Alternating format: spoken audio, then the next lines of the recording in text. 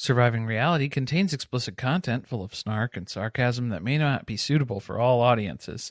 Listener discretion is advised.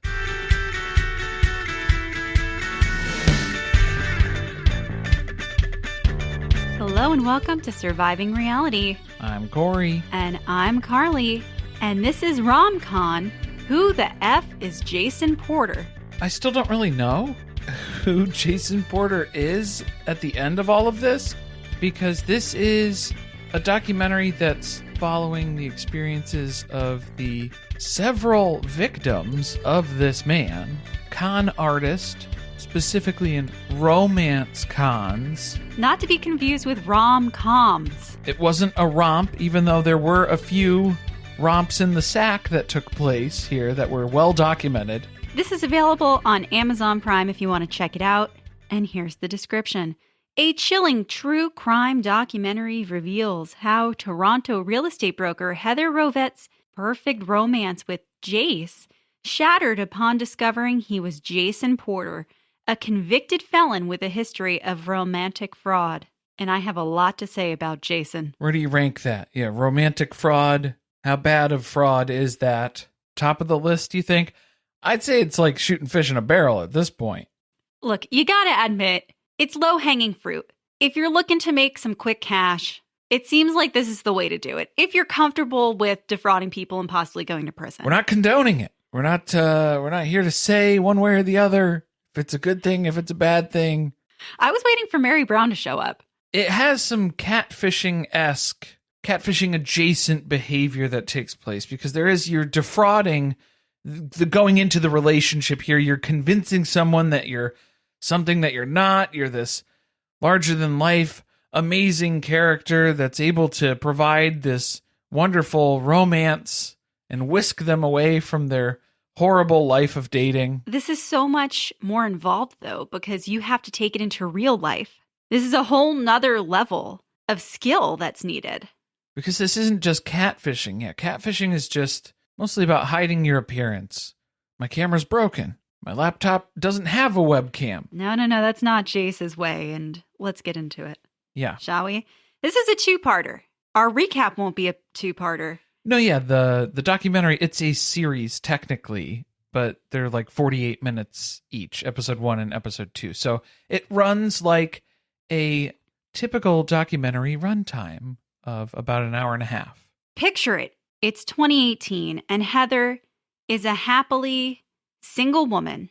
She's working in real estate. She's very successful. Living in downtown Toronto. She just downsized from her home. She's living in a condo. She said that about 50 times. There was every single video that she was doing as an update on social media. Well, the condo is central to how she now meets Jason, who is going by the name of Jace. It becomes a big part of the story here, yes, and the advancement of their relationship. So she needs something serviced? Was that what she originally said? Because then it changed to he hung a towel bar.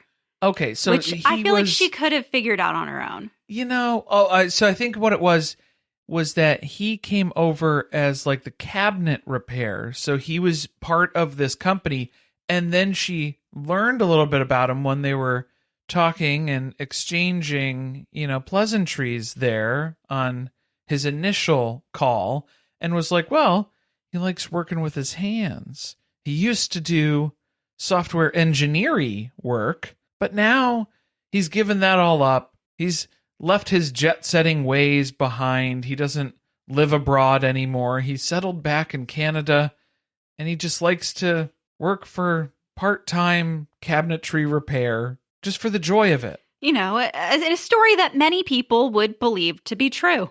But then we noticed, maybe there's some lack of attention to detail. We had the wonky towel bar.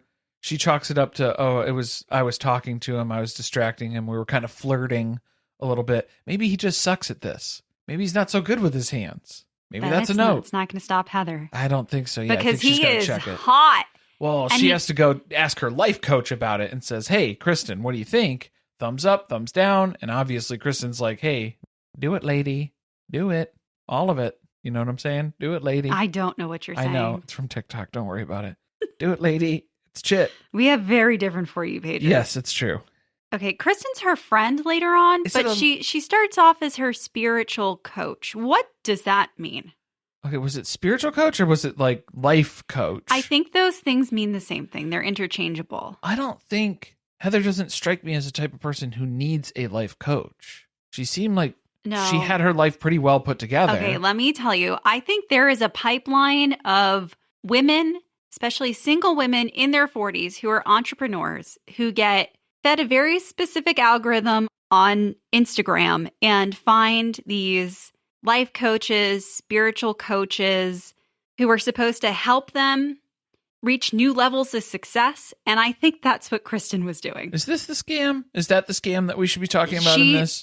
Yeah, she was scammed twice, actually. Yeah, like let's just say if you have a life coach, spirit coach, then let's just say you're top of the funnel for all sorts of con men to come into your life. So if she mentioned Kristen at any point about being her spiritual coach, life coach type person, maybe that was all that Jace needed to hear to know, hey, this is the right one. We got one on the line here. But we start getting introduced to, there's a couple other people who kind of get thrown into the mix here. At first I was like, oh my God, they're throwing way too many people at us. But clearly this just shows how many sheer amounts of people this man has interacted with. Doesn't this really put into perspective how easy the internet has made scamming people? Because you're able to reach people.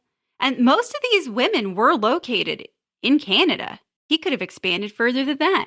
Well, that might have been too much work, too. Yeah, it seems like he was very personally involved with this because for him, it was to get them engaged in this. There was like the first date. He has like a formula that he goes by because then that's the general consensus is everybody kind of had a very similar first date experience where it was this whirlwind, magical, you're taking your breath away sort of experience with him. You meet him on a dating app.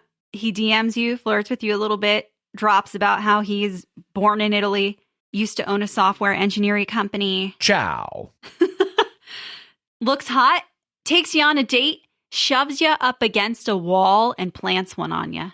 Well, he picks you up on a motorcycle too. So then that's like a whole other element to this too. It's like, oh, he's successful. He's kind of a bad boy. He's a little dangerous maybe too, but like in a good, fun, safe way. He's very successful, obviously. But then he opens up. He's vulnerable too. He's has this 3-year-old son who he has lost custody over and is struggling in family court to try and get visitation back and trying to see him. So then there is this like vulnerability that gets played up too. He's very carefully crafted an image of himself where he has money, he's well-traveled, he's from a foreign place, he's very attractive and muscular. Like you said, he's a great dad who just wants the opportunity to be able to parent his kid again. What could be wrong with him? And he fucks you on the second date. Well, yeah, it's finding out more on the second date, which also is very similar across the board when you corroborate stories with several victims here. Let's talk about Tiffany. I wanted so much more from Tiffany, but her relationship with him doesn't last very long because she gets her second date and they bang it out. Oh, she got it. And right after she realizes, and Jace realizes, she got her period. And so she's mortified and she never wants to see this man again. And that may have been her saving grace. The luckiest period she ever got. Honestly, like she had the best run with him because you got him at his best. That's where it goes downhill after that, where you got to use him and dispose of him. You used him, which like, way to go, Tiffany. So I think Tiffany's the clear winner in this documentary. We find out about Heather's second date. They had a 2-for-1 in one night, so that was probably a big deal for Heather. She was already screaming that she loved him. I don't know if that was on the second date, but it feels like it was. She didn't fully disclose that, but I kind of filled in the blanks there. But it's usually after that second date, once he sinks the hook into you, this is where the love bombing happens. And then that's what Heather is moving further down the funnel because she's pretty much all in at this point. She was all in on the kiss at the first date. If he sees that there's potential here, then he'll tell you that he's got to move in with you, because that's what happened. Was it Leslie to Leslie? Yes. Leslie, Judy. There's a couple of older ladies of a certain age. Everyone is a lady of a certain age. Well, yes, but I mean, He's got a type. Some are a little more certain. Some are a little more specific than others. And so Leslie and Judy, I think, are probably our upper bracket ladies. Leslie's retired. You see what I'm saying? Like, so this is like stage of life.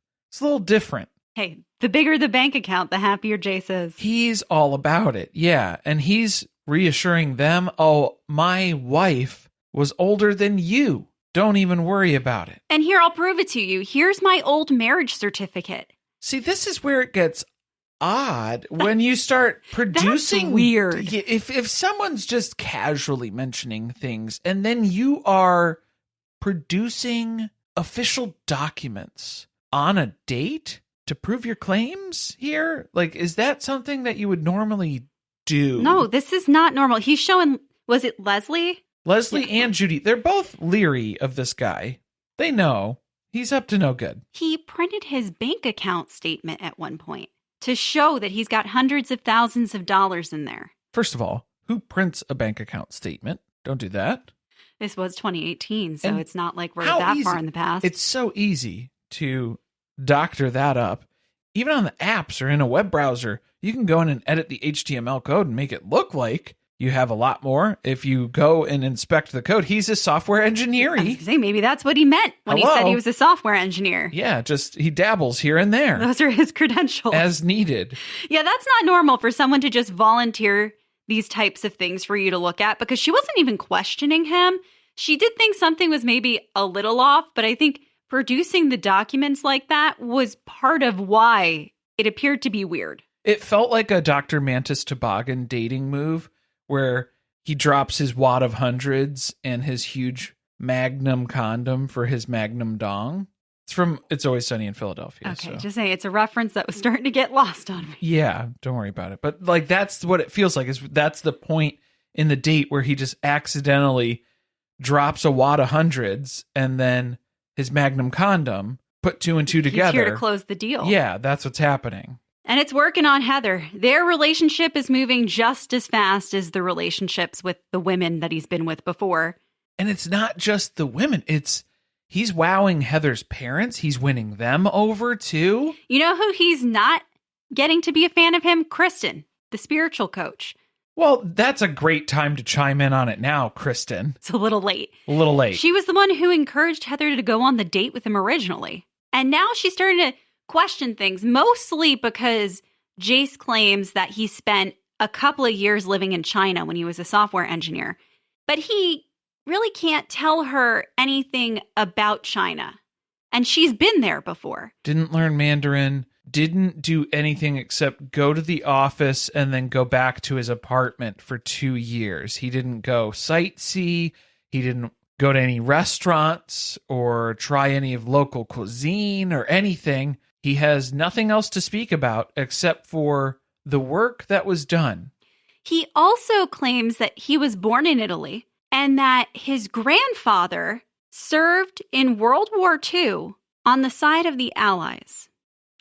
Look. Well, I guess, I'm like, not the best at history. Well, usually. But that's a little perplexing. Okay, yeah. So, I mean, like, if you're just looking at the list of people who were involved in World War II. Italy is a pretty important player in the scope of World War II. In terms of the Axis powers, which is the opposite of the Allied forces. Not to say that there weren't, people in resistance fighters and no, he's saying hanging out served with in the military. Well, yes, and hung out with your grandfather on his World War II military excursions. Look. Those photos. My grandpa won different kinds of medals.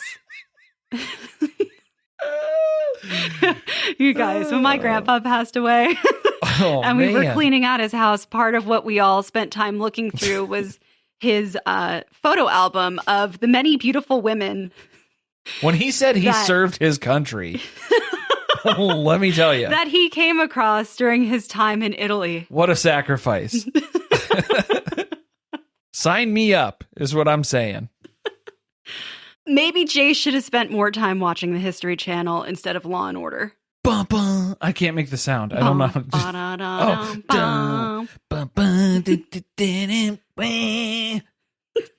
We got there. We harmonized. That one. We've gone from 2018 to the beginning of 2020. I think you all know what happens. COVID hits. This is what's brutal is because, now they're living in a 900 square foot condo. He moves in with her right before COVID started. Right before COVID. And like you said, it's only 1,000 square feet, this condo. He loses his job, like many people did during COVID. I don't believe that, though. I think he just voluntarily was like, I'm not really doing this I don't anymore. think he lost it so much as he just stopped going. Just kind of didn't really see the point anymore. He's far along enough in the process here with Heather where, he's going to start living off of her now. I think I'm good. This is my job. This is a full-time job. It's a 24/7 job. So what does he have to do? Things aren't really going so great. It's a little tense in the condo. He has to surprise her with tickets to Rome. We're going to go to Italy. Trip of a lifetime. Scheduled for March 9th, 2020. Which is the exact day that Italy stopped allowing tourists to enter. Okay, they didn't even mention that because they didn't even talk about that as part of the COVID issue that they had. The excuse that they then came up with was, we can't go on the trip because the family court date is coming up. I can't leave the country because I have to be here for these court dates. I'm fighting for my son still. Don't ask any questions about it, though, because it's really hard to talk about. Why? Why did he go to that? There's a real life excuse for you to not go on the trip. That would be so much easier to explain they closed the border. Okay, I wonder though, because the flight was supposed to be on March 9th. Maybe it was getting closer to when they were supposed to leave.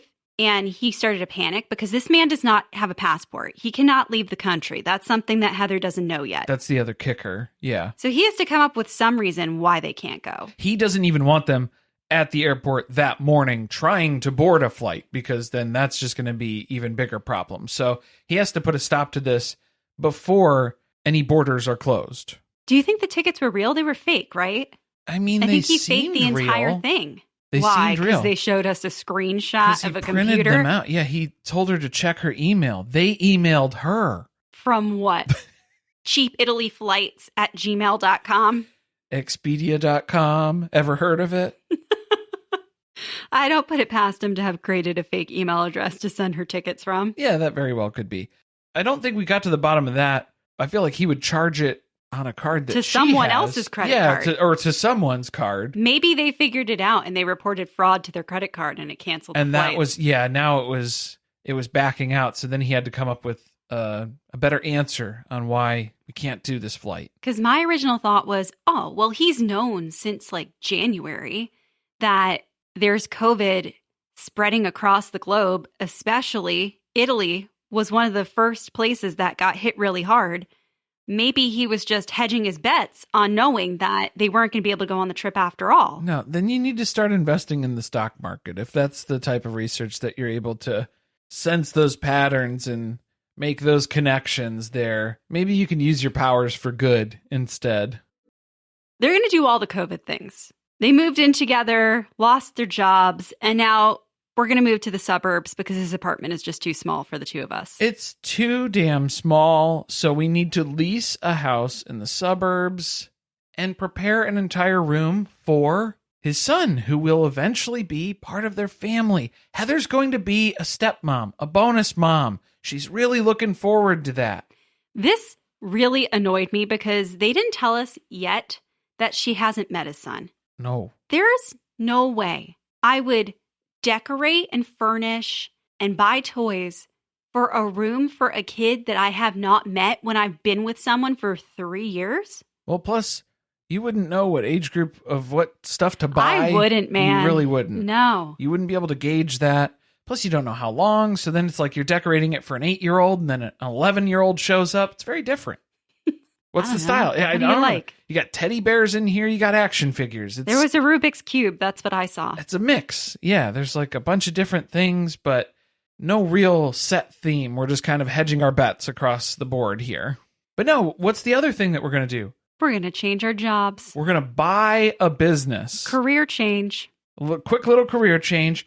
We're going into the decor business. This is interesting because I wonder if the fact that Heather is connected from having worked in real estate, if some of this furniture gets used to stage homes. That's what I was thinking. It was probably most likely aligned with. And then all of her contacts and just the networking that she's built over the years as working in real estate, that would carry over very well. Because they're making money. And you would think that selling home decor during COVID, when people can't really come into a storefront, and they don't even have a storefront, it's in the basement.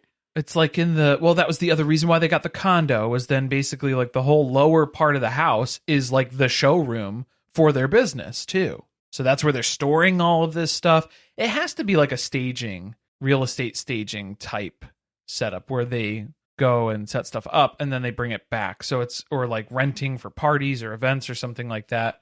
So maybe it's not stuff that you would like buy outright, but it's stuff that you would rent that they have to store and keep on site here. I don't know. Neither does Jace, well, because Jace he's all about buying the business. And actually, he's the one who makes the initial connection for her and says that his old boss is selling this business if she wants to buy it. And so she was thinking to herself, oh, cool. The two of us are going to start a business together. But when it comes time to fork over some money to pay for it, he doesn't have any. Oh, you know what? I'm a little light this month. It seemed like he was on board up until the point where he actually had to put some money down. And then that was the issue. So we thought initially, clearly he has no money, right? That's the problem. But then we were thinking, wait, if he's working under like an alias or a name, he can't have his name attached to this business then, right? Yeah. What would have happened was if he did give her money, she would have said, I'm sure, well, okay, then you're going to be part owner of the business. And he can't because he's not a real person. Jace Peretti is not real. Not to say that Frank Abagnale can't make up a driver's license that would align with his new identity here, but we're just saying. Well, we don't know the business practices of Canada, the noble country of Canada. We don't know. Maybe it's difficult. Well, for the ID or social security to open a business. Number. I don't know what they ask you for there. Do they have social security numbers in Canada? Is that just a U.S. thing? I'm glad you brought that up because I was thinking about social security numbers and I definitely would have just said that as though it was pure fact that they also have them. Oh, okay. We don't know. Speculative. Guys, if you're from Canada, and I know you are, there's many of you out there, let us know. Leave us a comment. Please don't send us a million emails, though. We still get emails about red velvet cake. And just so you know, Corey, also the Superman ice cream facts that you spit out a couple episodes ago that were incorrect, had to field a few of those as well. Unless you're talking about Superman ice cream in a specific region in Michigan.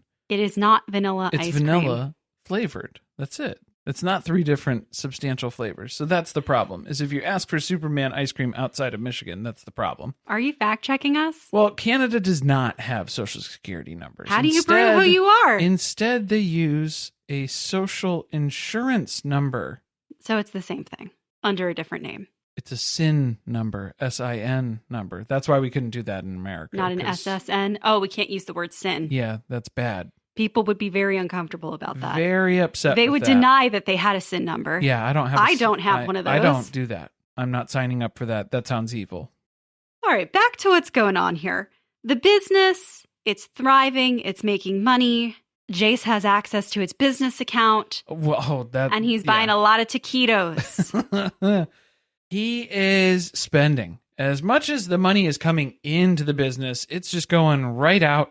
Gas stations? He seems to be buying a lot of gas. He's driving around a whole lot. What does he need this $200 of gas? Okay. What do you need gas for? This was like a financial audit episode because he's cash apping out money. He's stopping at the gas station. He's going to Starbucks.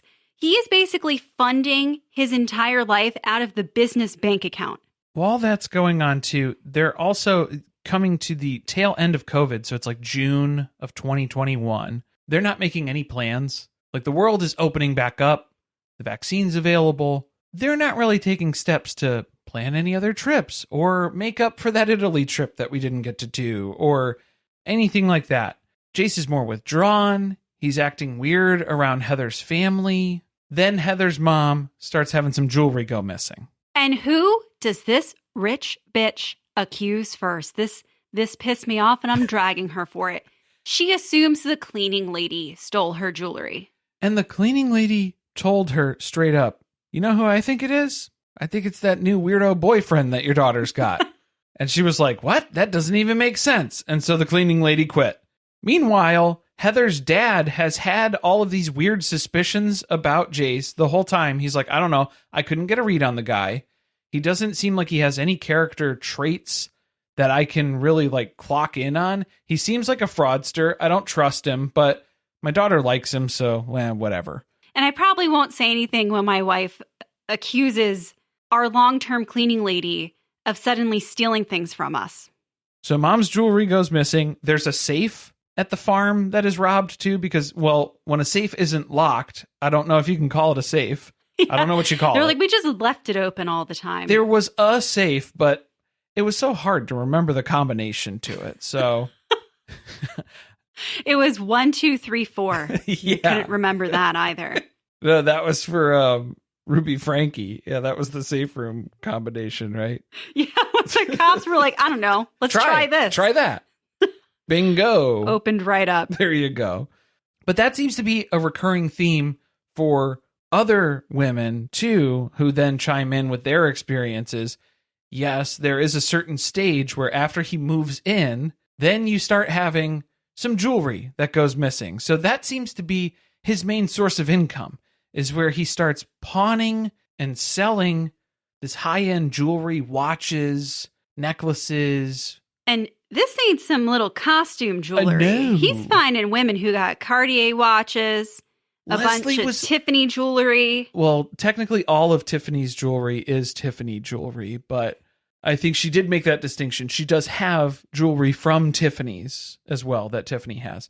Leslie had a $30,000 Cartier watch, and it's just like, okay, it usually if there's documentation for that bill of sale, I mean, like, that's a hefty transfer of money too. Are you gonna claim that on your taxes, or how does that work? I don't know if she bought it at that much or it's now become worth that much money. Oh, I'm talking about, was it insured? What he's doing with it too. Like when he is going and selling these, or like if you're pawning it and stuff too, the cash that you're getting from that. I think he was holding on to some of the stuff, because one of the weird things that Heather realized when she first met him was that he was wearing a watch that had a very nice high-end face, but the band was kind of ratty and old. And that seems a little odd to her. It didn't really match up. I think he held on to some of the pieces of the jewelry, but altered them a bit so that they could not be matched back to the items that were originally stolen. But it's like an insurance policy for him that if he needs cash someday, he could sell the watch face. Yeah, absolutely. Well, then he's giving them as gifts because he usually has a couple girlfriends in the works too. This slipped right off her neck. Yeah, must have. That's exactly what that was given. Yeah. Con men are all the same. It's another movie we love, guys. Catch Me If You Can. Yeah, that's a good one, though. Even though that's bullshit, too. But, you know, based on a true story in the Hollywood sense. So this is when Heather starts asking about, well, it's been 3 years. Could I maybe meet your son that we haven't had the opportunity of seeing if he exists? No, you're going to ruin my entire custody case. There's absolutely no way I will expose you to my son until I have guaranteed that I have won custody of him back. Does he ever call? This kid never calls. That's what I'm saying. Does he exist? Yeah, like... You never seen him. Well, and I don't need to... like, if I was in Heather's position, I'd be like, well, I don't need to talk to the kid. Do you have a photo of the two of you together? Can I go to the court hearing to, like, support you? You haven't had a single court hearing. I mean, I guess things got backed up during COVID, so then that becomes a very convenient excuse, too. But now... we're getting into, it's like a year out, a year and a half after COVID. So like... This kid does really exist, though. He does have a child that he has lost custody of. She doesn't know that yet. She doesn't know that. So I guess maybe he did have photos of him and a kid. I mean, some photos. Something. He had to have shown her something. Otherwise, I'm really questioning a lot of things about Heather. But this is where you kind of see the shift that happens in the way that he's communicating with Heather. Because then it starts to take like kind of an abusive sort of tone to it here, where there's like these weird tickle fight videos that they have. It's not even tickle fight. It's like it's not reciprocal. It's not going reciprocal. one direction. Yes. Where he's tickling her, but he's kind of hurting her. And then he's sitting on her chest and she can't breathe. And she's telling him that she can't breathe. And she's starting to turn red. And he's laughing about the fact that her face is so red. And then they're having verbal arguments, altercations where he's blaming her for being hot-headed, and he'll lock her outside of their house with no shoes in the middle of Canadian winter. The Canadian wilderness. I mean, she's like right outside the door, which I think that makes it even worse, to be locked out of your house, and she's out there for extended periods of time where she was taunting her with the camera. Yeah, and like going and recording him letting her back into the house. So there's this weird power dynamic struggle that's going on now too, where that's all very uncomfortable. Things are going even further downhill, even though you would have thought that all of that was a lot of red flags. Really, the thing that pisses Heather off is they stop sleeping together. And so she's wondering, maybe there's someone else. Maybe he's cheating on me. There's some distance that's growing. Yeah, I'm not seeing much of him anymore. He's very aloof and unavailable now. So one of her friends, not Kristen, the life coach, introduces Heather to the topic of gaslighting, but I think she just used that word because I said it first. I'm pretty sure. She didn't know. She Googled and she's like, I think this is what's been happening to me.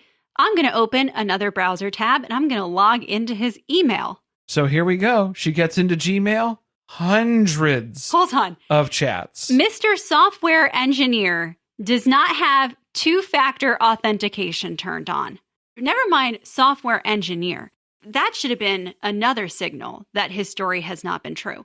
But you know that you are a professional con artist and that if someone gets into this email address, there are hundreds of emails from dating apps and you don't make sure you don't have a burner? That there's no way to get in there? He has burner phones, and he has several SIM cards that he rotates through or swaps in, swaps out. He's also such a lazy ass that he's saving his passwords in the browser. It's grueling. It's how am I going to remember? 1, 2, 3, 4? It's true. I mean, he's on more dating apps, potentially, than Garrick Merrifield. Which that's saying something, okay? From a seeking sister wife standpoint, if you're on more dating apps than Garrick Merrifield, seek medical help. You need mental professional help.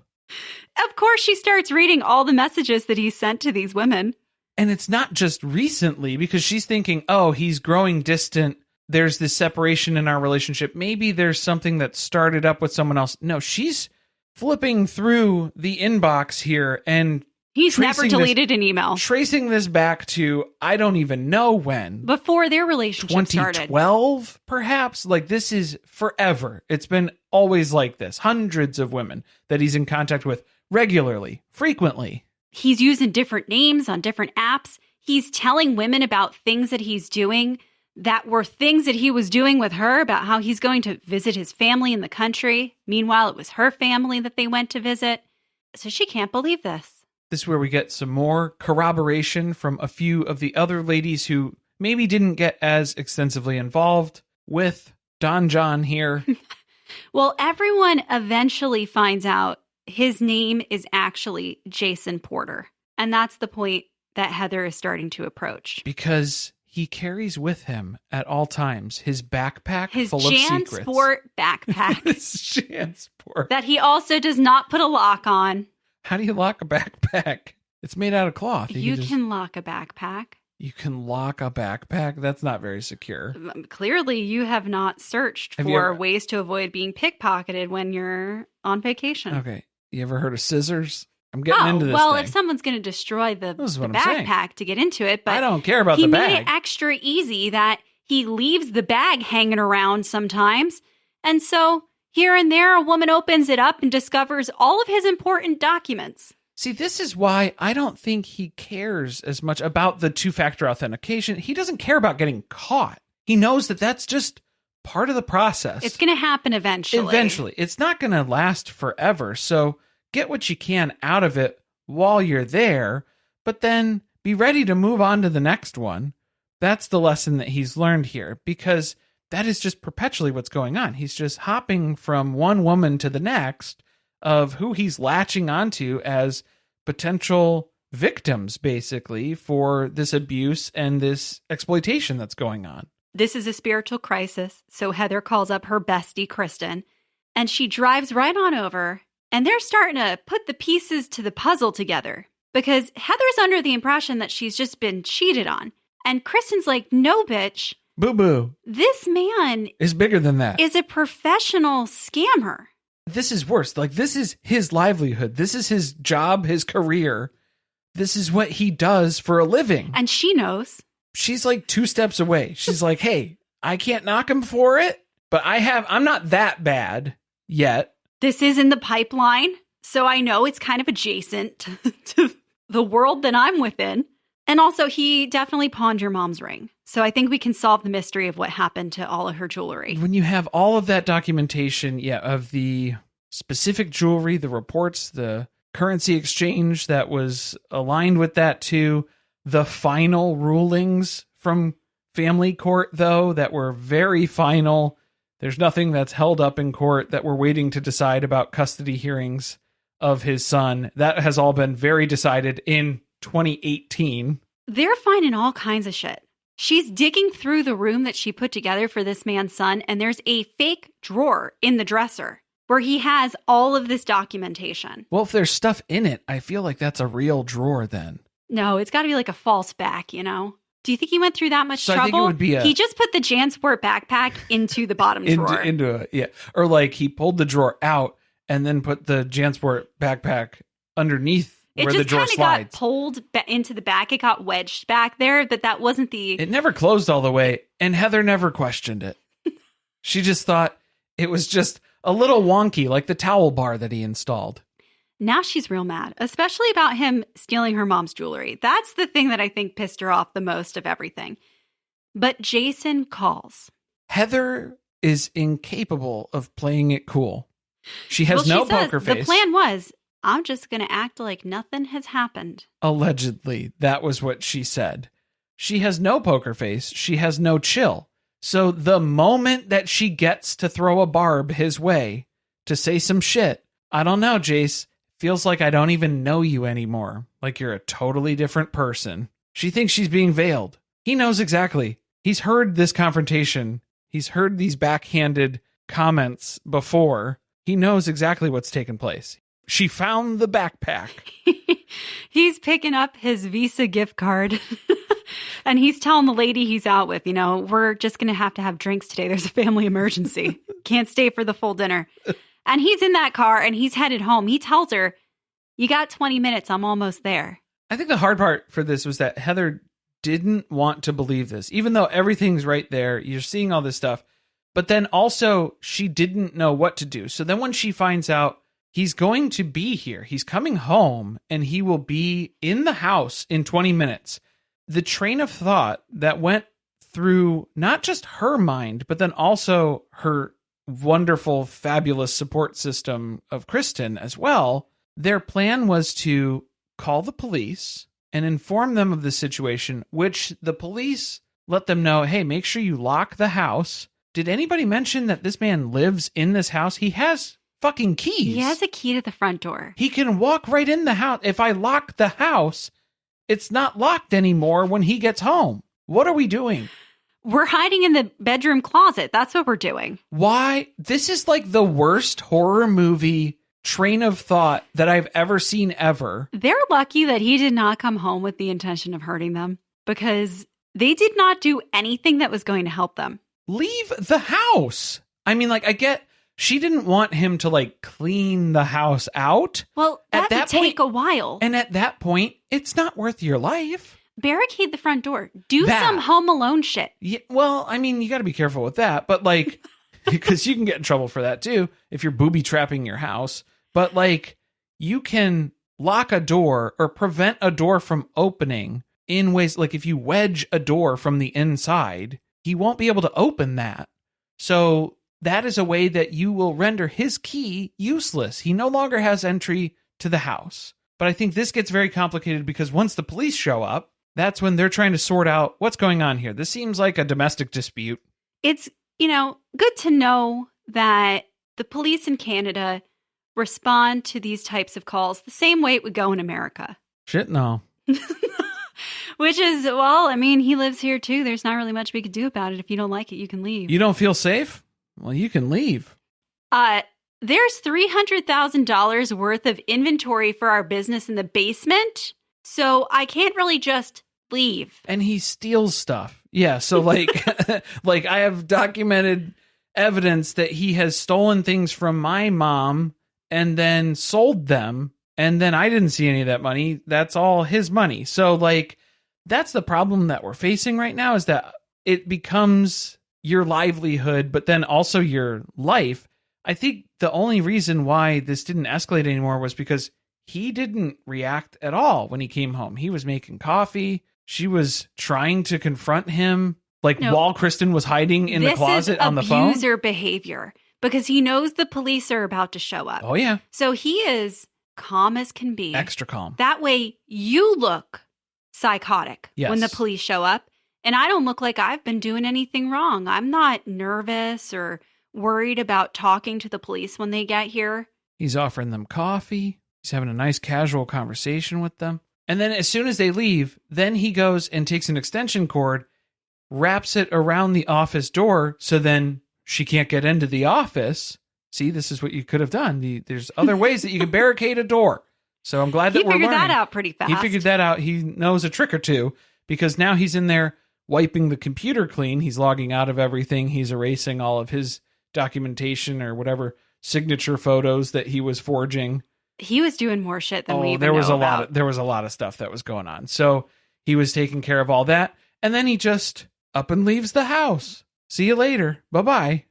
That was kind of weird, but there's no time to think. The police told her if she's uncomfortable, she's got to leave. So they start packing. Well, and they're going around the house taking video, almost like an inventory list, so you can show what's in the house, because then if something goes missing, you can refute that at a later date or something, because they're basically saying, well, don't take anything that's not yours. And then she's walking around the house and she's like, all of it is mine, because this man doesn't own anything. I bought all this stuff. Could you not just call someone to change the locks?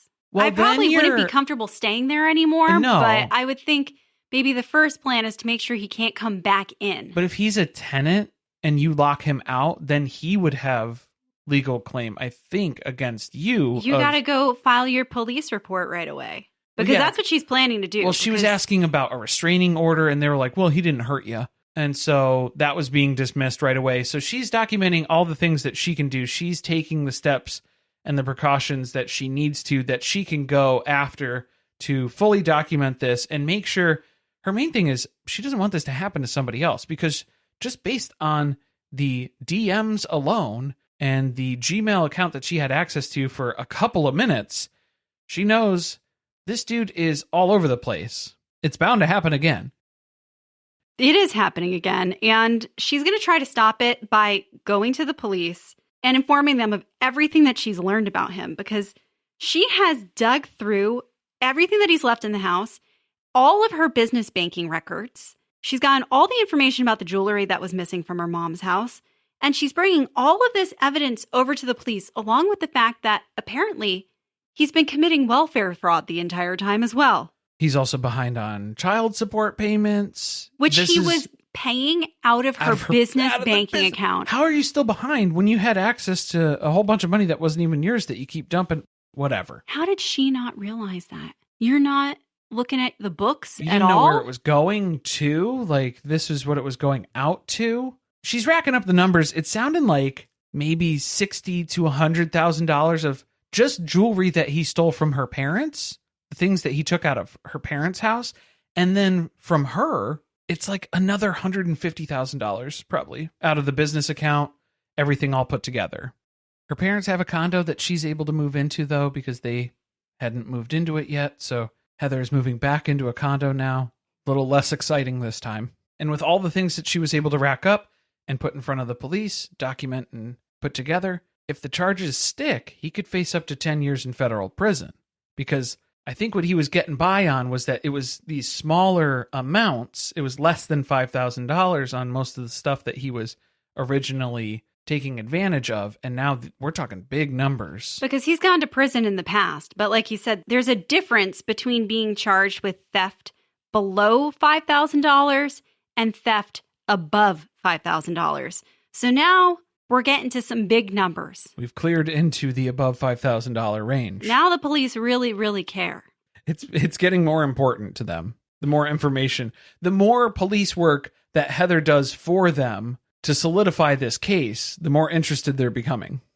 We meet a journalist who is writing a story about him. This was kind of an odd thing to throw in here towards the end, and I don't really feel like she provided much value. Is it just me? I think she just tied in a few other... I think it was that other guy who was in jail with him didn't really have much to contribute, where he was like, yeah, he was a weird guy. He lied a lot. Yep, that pretty much sums it up, I guess. Like, nailed it. Or was the point of meeting her because this is how... No, that's not even eventually how we meet the woman who he is currently with. No, that's because somebody else. Facebook does that for us. Facebook. Yeah, because the journalist, I think she was just kind of corroborating a couple different sides of the story. She was letting us know that she reached out multiple times to his family for their side of the story and stuff. And all of these people do not communicate with this man. So it's just everyone he's ever interacted with in his life does not continue to remain in contact with him. Not even just that they don't talk to him anymore. They don't want to talk about him because they're afraid that he will do something as retribution. So they're afraid of him. And I think this is where it tracks back all the way to even as soon as he was getting out of prison in 2012, he's been doing this. That's how far back the chain goes as far as just bouncing from person to person that he's exploiting here. If it ain't broke, don't fix it. So it's pretty obvious that he's done with Heather. He's moved on. He definitely has someone else lined up. And we find out about her. She's named Jen. But we're not meeting Jen in this documentary because she's still with Jace, not Jason. Not Jason. She doesn't know about Jason. Or Don. No, he's not Don anymore. He's only Don occasionally on those dating apps. Why Don? I feel like that was like he was testing that one out. That was Don That's John. another alias. Yeah, it was something else to try. Because Jason, I guess that makes sense to kind of go between those. I'm not going to lie. I thought that he killed Jen because we meet her best friend, Desiree. Different. And Desiree claims that he took her best friend, or the way she said it, I thought that maybe he had killed her. When Jen wasn't involved in the documentary and every photo that they had of her face was blurred out, we did not think that Jen was met with a very good fate at the end of this documentary. No, you guys are using the Dateline formula, and my brain is trained to assume something very, very bad has happened to Jen. I'm filling in the blanks here. Yeah, I'm picking up what you're putting down, and it doesn't sound good. It's not good, but in a different way. She, of course, has had him move in after only 2 weeks. Their relationship's on the fast track. She's posting pictures of him on Facebook, and they have a mutual with someone who also knows Heather and knows of the whole story of Jace/Jason. And so they get to chatting, and Jen is informed about everything that Jason has done, who he is, what he did to Heather. They had to do a full-blown intervention, though, for Jen, because Jen was in the thick of it. She was head over heels for this guy. He's so wonderful. He cares so much about her. He's so great. And Heather's like, yeah. I remember all that, too. I was there, been there, done that. Trust me, it's nothing but bad news. Because then she's got all the receipts. She has all this information, all this documentation. And so it seemed like they're moving in the right direction where Jen is in contact with Heather. They have kind of this support that's there. They're texting each other a little bit to help her get out of this. But then we kind of relapse. Jace sinks his claws back in because he threatens, I guess this is a trigger warning. He sends her a picture of him drinking bleach. Was it still COVID time? Was that the solution that was... He heard it somewhere He heard it somewhere on the news. We don't recommend it. Jen's starting to panic. Her phone rings. She answers, and it is, was it his uncle? someone who definitely doesn't talk to him. His stepfather. Supposedly. Left an ICU voicemail. And I think when we dated this was probably like 2022. And I was like, this sounds like AI. This sounded like early where it was just audio. They played it for us, and there's zero inflection. Well, there is in the voice of the person. Well, now you're just insulting an actor because he paid an actor to do the voicemail. It was bad. It didn't do a great job. This was a $5. It had to have been a $5. And so it wasn't great. You know, someone very inexpensive as well, who maybe doesn't have much voice acting experience. This is a call to tell someone that their ex-boyfriend is in the ICU for trying to take their own life. And the only thing that he wants you to know is that he loves you so much. And that's all it takes. And Jen is hooked again. She talks to Jace. I guess he has some miracle recovery. And he explains every single thing away and tells her that he's in love with her. He wants to be with her forever. Yeah, maybe he did some of these things in the past, but they're making it sound a lot worse than it actually was. And you should believe me over everybody else. In fact, if you want to get back together with me, all of those people are going to tell you that we shouldn't be together anymore. So that's something that you're going to have to choose. If it's either going to be everybody else in your life or if it's going to be me. He successfully isolates her from all of her friends and family. And I think that's probably the scariest part of this, is that we're seeing him continue to learn from his past experiences and figure out how to manipulate and abuse people on a whole nother level. Because now it's owning up to, yeah, I have this dark past. And that just becomes this other vulnerable moment. Kind of like what he was sharing with his family court stuff. But now he doesn't have that to rely on. So now he has to have this deep, dark past that he comes clean about and trusts you with this information. And you're the only one who understands what I'm going through. Real stand by your man kind of situation. Because while all this has been going on, Heather has been waiting for their court date to finally arrive because he got charges pressed against him for all the shit that he stole. When was all the shit with Leslie going down too? Because then Leslie had a whole weird, crazy interaction with him too, where he was basically, he got caught. She was kicking him out of her condo. And then he was basically saying, well, I don't want to go live in a homeless shelter. And he was trying to figure out where he was going to go. He called her drunk from a hotel room. She went and saw him because then again, this is multiple people who are still, they can't quit this guy, where even when he reaches out after they've caught him, he still weasels his way back in because then she's driving him all around town, going and buying him groceries, getting him gas from not this gas station, but this specific gas station over here he's very particular about. It's the one who takes his Visa gift cards. It's the one who takes the gift cards and doesn't skim your numbers. I installed those skimmers myself. I need to go pick them up at the gas station. Yeah, don't use those. Don't they have to ones. go check them occasionally? Maybe he's got to install one. Yeah, that's what's going on. I don't know. Did that happen like a lot earlier than this? Because or is it like right I thought around that this? he met Jen almost immediately after having left Heather. Yeah, so maybe Leslie might have been earlier because I think there was like the older ladies when he first got out of prison, because then he was building his backstory where he married Judy and had 2 children with her. And Judy's like, nope, never did any of that.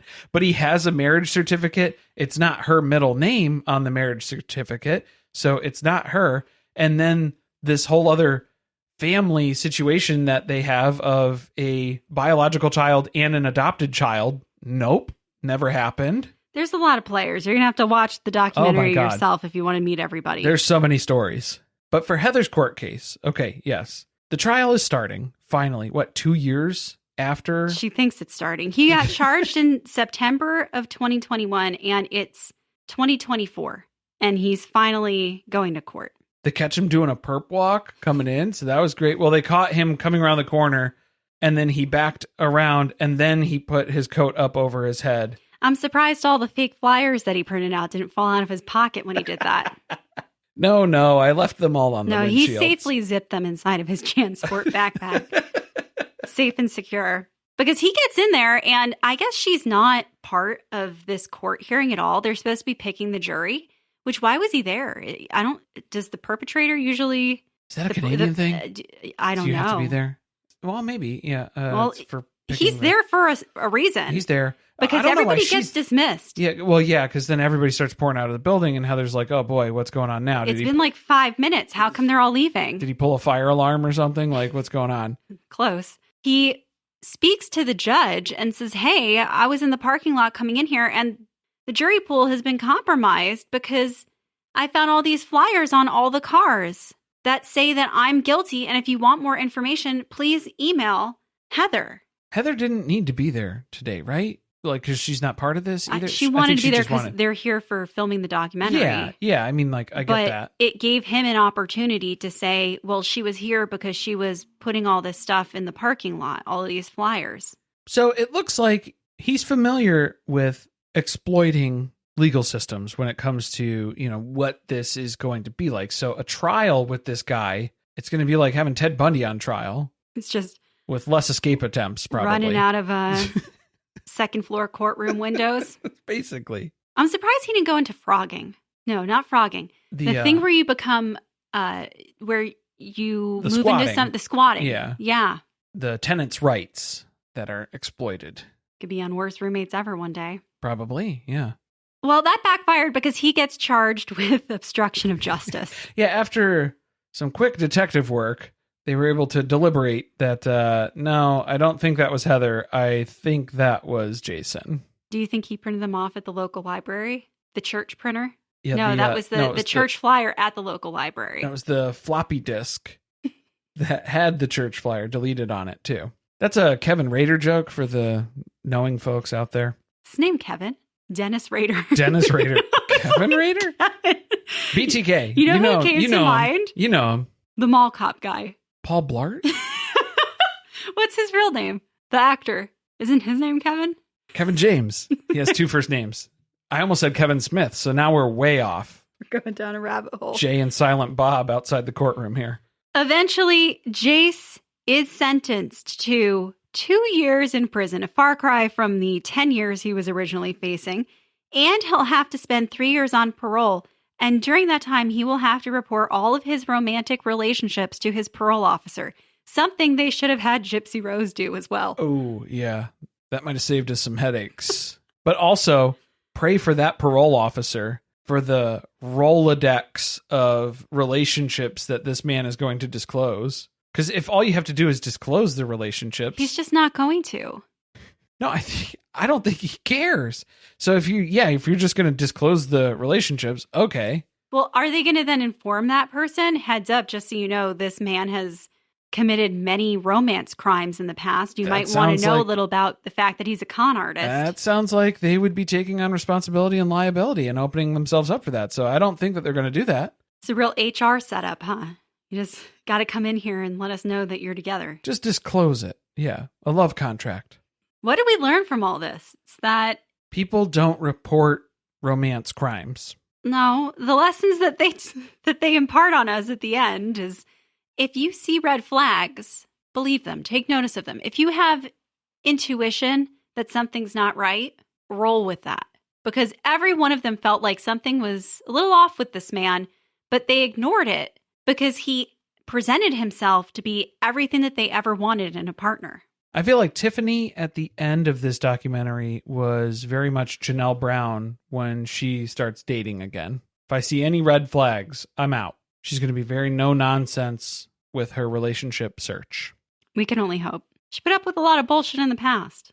What are the odds on Jason doing this again? Pretty high.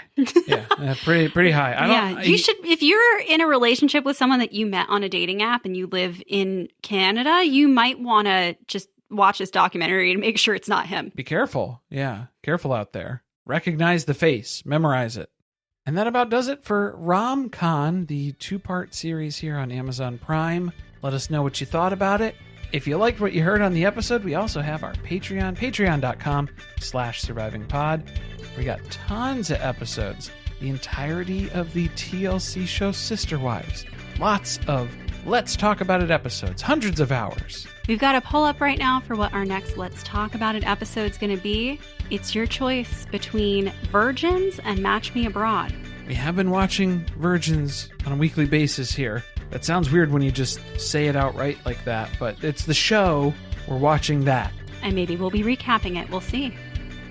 Thanks for listening. See you next time.